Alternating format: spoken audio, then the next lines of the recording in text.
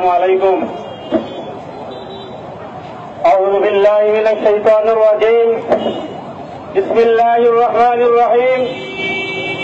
إن بطش ربك لشديد.